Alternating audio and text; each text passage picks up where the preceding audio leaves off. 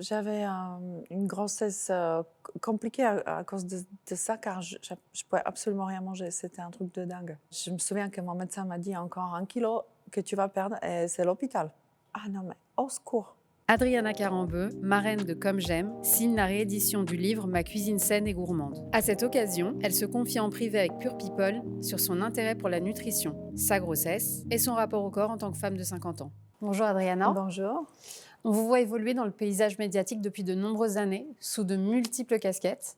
À l'occasion de la réédition du livre Ma cuisine saine et gourmande aux éditions Comme J'aime, en tant que marraine, vous proposez des recettes qui permettent de rester gourmand sans grossir. Comment est née cette collaboration avec la marque ? J'ai rencontré le patron de la marque au hasard. On a parlé beaucoup de l'émission que j'ai faite avec Michel Simès. C'est devenu une jolie collaboration. C'est important pour les gens qui veulent perdre du poids ou qui veulent atteindre leur poids correct ou le poids qui leur convient, d'être soutenus ou d'être conseillés. L'alimentation, c'est un sujet qui vous tient particulièrement à cœur, comme vous disiez, la santé, vous qui avez même étudié quelque temps la médecine. Quel est votre rapport à la nourriture ? J'adore la nourriture. C'est abusé.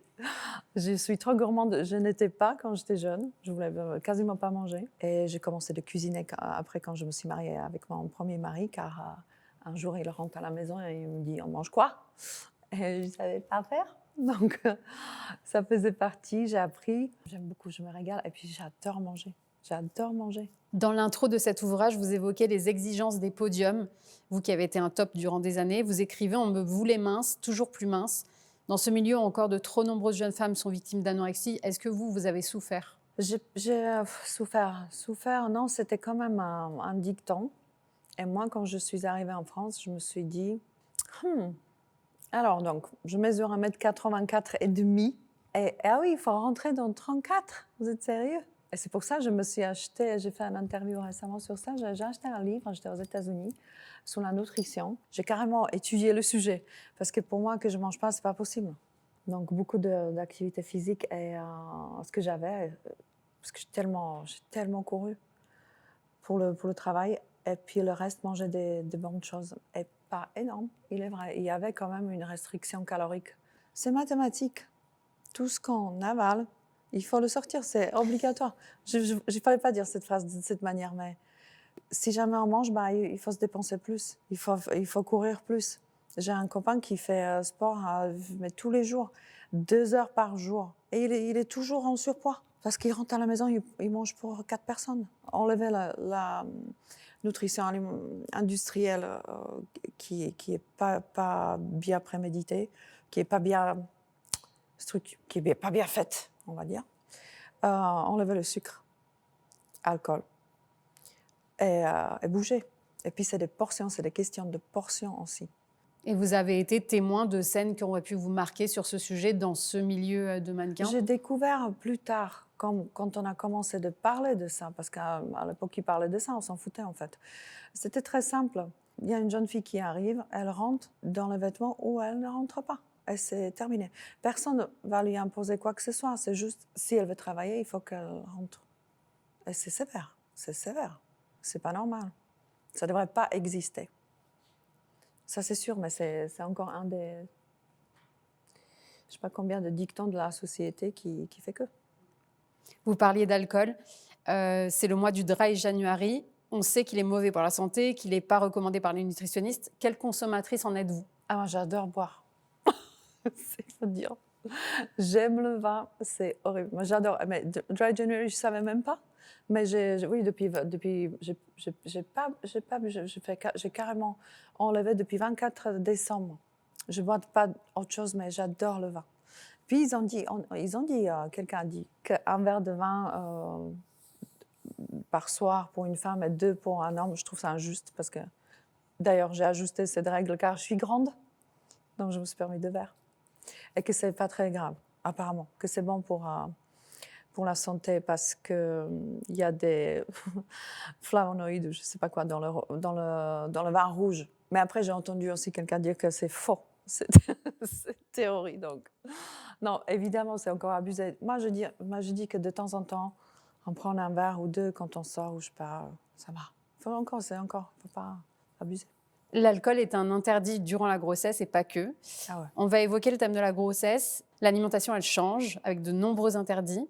Les envies varient. Quel impact a eu votre grossesse sur votre nutrition? Alors moi, j'avais une grossesse compliquée à cause de ça, car je pouvais absolument rien manger. C'était un truc de dingue. Je me souviens que mon médecin m'a dit encore 1 kilo que tu vas perdre, et c'est l'hôpital. À cause des nausées ou... À cause des... J'avais pas des vomissements, mais j'avais juste vraiment un rejet. C'est que même l'odeur, j'ai carrément viré mon chien de la maison.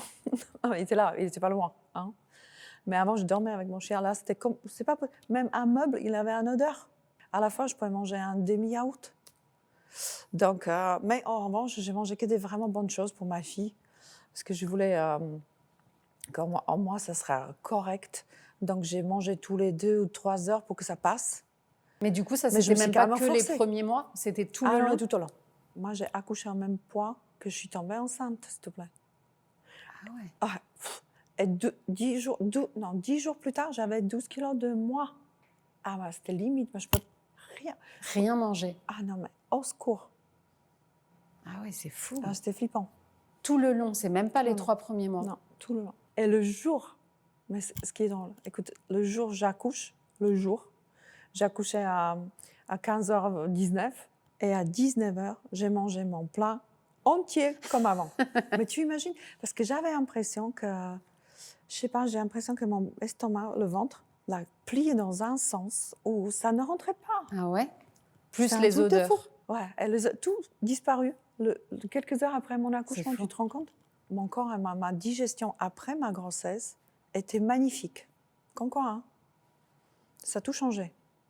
Qu'est-ce qui vous a le plus manqué? Du coup, qui a été le plus dur niveau alimentation, vous m'avez répondu. Tout m'a manqué, je pouvais rien manger en fait.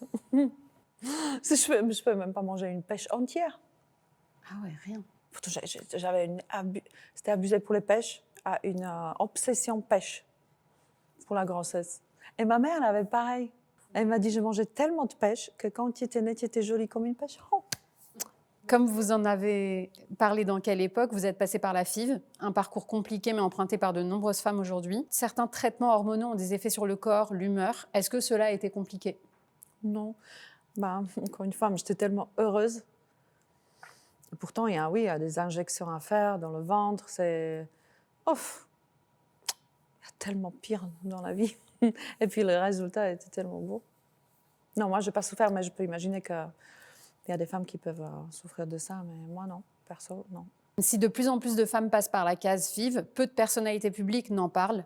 Est-ce que vous avez hésité à le dire? Que je passais par la FIV? Non. Non, j'étais vraiment contente que ça marchait. C'est juste, encore une fois, le message est différent. En fait, les enfants, quand ils font la nature pardonne pas. Après, c'est possible dans certains cas. Moi, j'ai accouché à 46 ans, mais c'est pratiquement un miracle. Il y a ce terme médical très désagréable qui nomme une grossesse après 35 ans, grossesse gériatrique. Est-ce que vous avez Je peux partir? Non. Et en plus, mon gynéco... Pardon, vous n'avez pas fini votre question. Est-ce que vous avez senti du jugement, que ce soit au niveau clinique ou hospitalier, d'être enceinte à 46 ans ou ailleurs, ou pas du tout? Non, pas du tout. Moi, en tout cas, tout le monde était gentil avec moi. Et en plus, moi, j'avais très peur. Je me suis dit, oh là là, justement, je me suis dit, je suis vieille. Comment je vais le faire? Donc, j'ai dit à mon gynécologue, peut-être qu'il vaut mieux faire césarienne parce que... Alors non, je sais pas, je suis peut-être à risque, je sais pas, il y a un truc. Il m'a dit non, tout va bien, tu vas accoucher comme tout le monde, ok? Donc non, c'était non, je trouve non, j'ai pas eu, ou peut-être que j'ai pas vu les regards bizarres, heureusement. Non, j'étais tellement heureuse que j'ai vu, c'était tout bisounours pour moi. Et vous qui avez toujours une ligne impeccable et qui travaillez depuis des années dans des métiers d'image, quel a été votre rapport à votre corps de femme enceinte? Ah, j'ai adoré, non mais si je pouvais être enceinte, j'ai adoré. J'ai vraiment tout adoré. J'ai adoré mon ventre, j'ai adoré mes seins, j'ai tout adoré. Si je te montre mon ventre à 9 mois, tu vas pas me croire. D'ailleurs, j'ai jamais vu mon ventre. J'avais des seins comme ça et ventre, je les voyais jamais. Jamais. Alors que vous avez pris direct dans la poitrine. Ah ouais, tout était dedans. Hein. Ouais, alors que moi, je pensais que j'allais prendre beaucoup poitrine et non. Ce qui est pas mal, mais... Non, attends, franchement, Madeleine, mais si je grossis, c'est là. Non, mais elle a tout fait à l'envers. Il paraît qu'il y a vraiment les deux extrêmes. Et moi, Oui, c'est pareil, peut-être. j'aimerais être enceinte toute ma Mais vie. c'est trop bien, non? Ouais. On est sereine, Je il n'y a sais rien pas, qui stresse. pourtant, avant, quand j'étais plus jeune, ça m'a stressée. Mais quand on est enceinte, on porte une vie. Et à partir de ce moment-là, on se sent tellement forte. Moi, je me suis sentie belle, franchement. Elle est tellement puissante, tellement... On porte une vie. Non, mais on est gâtés par la nature parce qu'on peut faire ça, en fait. Et le reste, je sais pas, mais j'ai kiffé vraiment. J'ai kiffé mes vêtements, j'ai kiffé mes soutifs énormes. J'ai adoré mon corps, sérieux. Après 50 ans, les femmes, à cause des changements hormonaux, rencontrent de nombreux bouleversements. Si le corps est impacté, parfois elles peuvent aussi perdre en masse capillaire. Vous affichez une chevelure parfaite. Quels sont vos secrets? Je ne dis pas. Mais c'est vrai après ma grossesse, moi, j'avais des cheveux de fou. Et puis après, on peut s'arranger, il y a des extensions, il y a des trucs, mais c'est vrai que après 50 ans, on peut avoir les cheveux moins épais. Bon, je n'en suis pas encore là, mais c'est sûr que ça va m'arriver. Pourquoi je serais une exception? C'est les hormones, là, malheureusement, on ne peut rien faire, mais aujourd'hui, il y a tout. Est-ce que cela tient aussi de la génétique? Est-ce que votre fille Nina a-t-elle eu la chance d'hériter de cette coiffure? Les cheveux de ma fille, s'il vous plaît. Ah non, mais il faut regarder sur Insta parce que je la montre de temps en temps. Et elle a une chevelure, mais j'ai coupé en plus. C'est pas moi qui a coupé, j'étais vénère, mais bon. Et ils ont coupé ça. Elle a les cheveux très longs. Ah oui, ça couvrait ses fesses. C'est magnifique, parce que son papa, il est arménien. Donc là, je pense elle est servie. Elle a des beaux cheveux, mon Dieu. Okay. Passé un certain âge, certaines comédiennes, animatrices ou femmes d'image sont mises au placard. Qu'est-ce que vous en pensez? Est-ce que vous avez ressenti un changement après vos 50 ans? Ah non, mais moi, c'est le contraire. Encore. J'invente rien. Moi, je voulais arrêter. Travailler parce que j'avais ma fille. J'étais bien. On a un hôtel à Marrakech, tout cool. Et je me suis dit, j'avais plus envie. Je voulais rester avec ma fille dans un cocoon à part. Et j'ai resté 3 ans, 24 sur 24. Et après, un jour, je vais travailler. Je fais une série. Et je me dis, waouh, trop bon. C'était trop bien. J'ai vraiment adoré. Et du coup, je me dis, je veux peut-être encore parler un peu aux adultes. Et depuis, ça fait 2 ans et demi, je travaille presque plus qu'avant. Ça donne une espèce de dynamisme qui manque à ma santé mentale, j'ai envie de dire, non, mais à mon équilibre. Pour lutter contre les marques du temps, certaines femmes, en raison d'une pression de la société dont on parlait, ont recours à la chirurgie ou médecine esthétique. Et de plus en plus de stars lèvent le voile sur le sujet. Est-ce que vous y avez déjà pensé ou pas du tout? J'ai pensé bien évidemment parce que surtout après la grossesse, je me suis dit ça va être de la cata. Ce n'était pas. Donc, cool. Si jamais on n'est pas bien dans son corps, c'est là où la question se pose. Mais il ne faut pas oublier, il faut vraiment rester bien dans son corps parce que quand on se regarde dans le miroir, il faut qu'on soit content. C'est dur pour les femmes de perdre. La beauté, c'est une arme tellement puissante. Et quand on s'habitue, rendez-vous dans 5 ans, on verra. Le rythme de vie, vous parlez de vos déplacements, c'est aussi quelque chose qui impacte sa manière de se nourrir, son sommeil, son bien-être. Vous avez une vie assez mouvementée, faites de nombreux déplacements. Et il y a quelques années, vous avez découvert la vie à Marrakech. Comment vous avez géré ce changement radical d'environnement? Moi, ma vie est comme ça, en fait. Depuis que j'étais mannequin, depuis que j'ai 20 ans, j'arrête pas, mais je prends l'avion 6 fois par semaine. C'est une normalité pour moi. La seule pause que je me suis donnée, c'était quand j'avais la petite, qui était vraiment petite. En fait, je vis dans les valises. Il y a toujours les valises chez moi. Et je choisis juste une par rapport à la température du pays où j'y vais. Sinon, tout est fait, en fait. Et j'aime, il n'y a pas de routine. Routine, c'est chiant, pardon. Encore une fois, je suis vraiment très gâtée parce que je vis dans mon hôtel à Marrakech, entre là-bas et Monaco, et tous les jours. J'ai 2 heures de massage. 2 heures. Mais je fais 1 heure de sport quand même. Je pense que je mérite. Regardez tout. Je pense que je... Vous vous levez tôt? J'ai beaucoup de chance. J'ai vraiment beaucoup de chance parce que j'adore ça. Et voilà, comme le spa est chez moi. j'adore. Dans votre maison, que ce soit à Monaco ou à Marrakech, c'est quoi votre pièce préférée où vous vous sentez trop bien? Peu importe où il y a le lit. J'adore je fais tout dans le lit. Mais tout, sérieux, je mange dans le lit même. Je suis propre.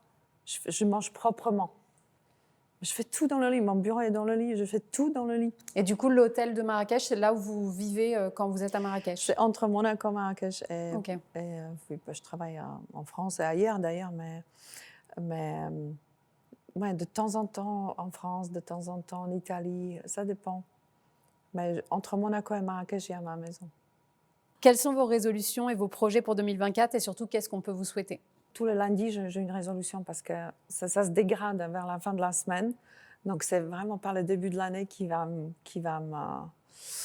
motiver plus. Mais si jamais je devrais choisir une, ça serait d'utiliser mon temps plus efficacement, ça se dit. Je peux avoir tendance de mal gérer mon temps. C'est mon seul défaut. Merci beaucoup. Bien évidemment, c'était une blague. J'ai pas un défaut, obviously. Merci, c'est tout? Oui. Non, merci. C'était agréable.